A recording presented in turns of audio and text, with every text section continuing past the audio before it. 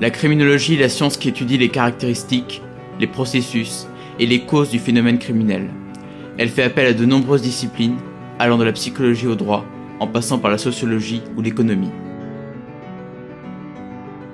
Dès la fin du XVIIIe siècle, de nombreux professionnels de diverses spécialités s'intéressent au phénomène criminel.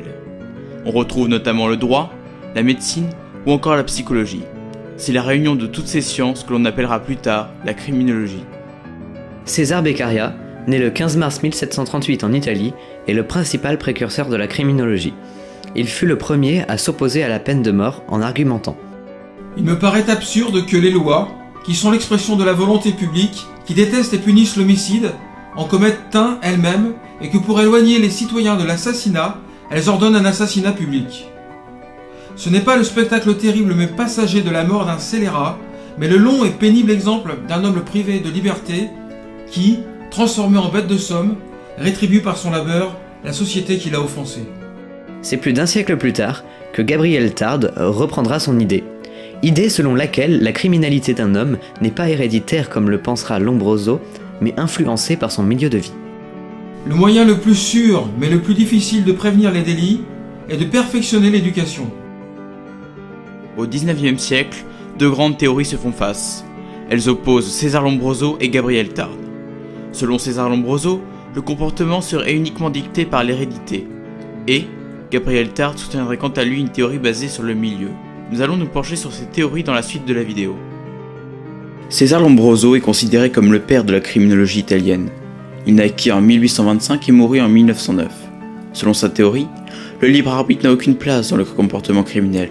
Tout est héréditaire, psychiatrique et anthropologique. Le violeur a par exemple de longues oreilles, le nez épaté et des yeux rapprochés. Le meurtrier a quant à lui un crâne étroit et des pommettes saillantes. Cette théorie de portrait robot du criminel sera plus tard reprise par Bertillon. Nous vous parlerons plus en détail par la suite de sa méthode. Il associe également pour la femme la criminelle et la prostituée. En effet, il écrit la célèbre phrase « La criminelle née est pour ainsi dire une exception à double titre, comme criminelle et comme femme. Elle doit donc comme double exception être plus monstrueuse. » Lombroso a une vision plutôt sexiste du criminel. Selon lui, la femme partirait à la naissance inférieure à l'homme. Elle aurait en effet un instinct criminel supérieur et par conséquent une tendance à la prostitution. Jean-Gabriel Tarde, né en 1843 et mort en 1904, est l'un des premiers penseurs français de la criminologie moderne. Selon ses théories, totalement opposées à celles de Lombroso, les mouvements sociaux se résumeraient à deux choses, l'imitation et l'invention.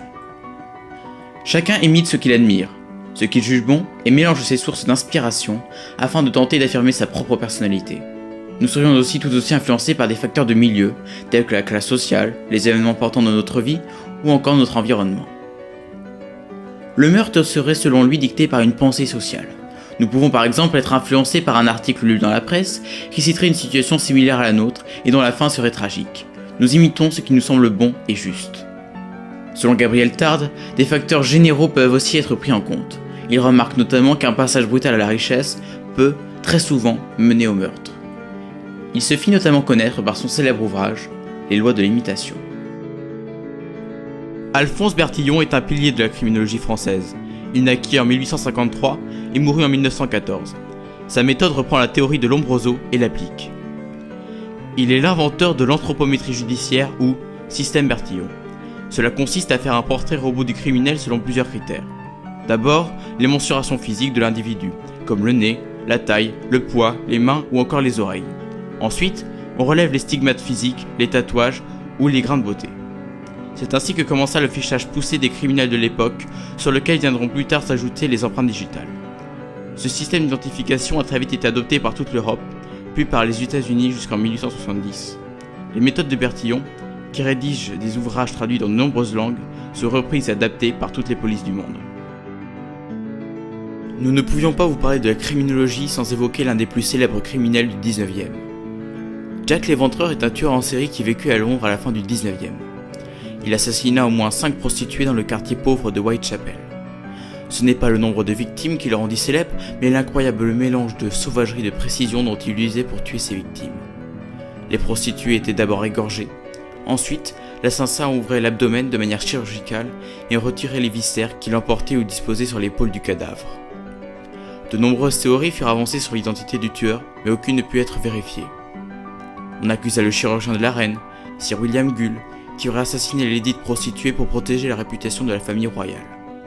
Le prince Albert Victor, petit-fils de la reine Victoria, qui aurait fréquenté des prostituées à Whitechapel, ou encore Michael Ostrog, chirurgien russe, escroc notoire, plusieurs fois interné pour démence, suspecté par Scotland Yard, mais introuvable à l'époque de l'enquête.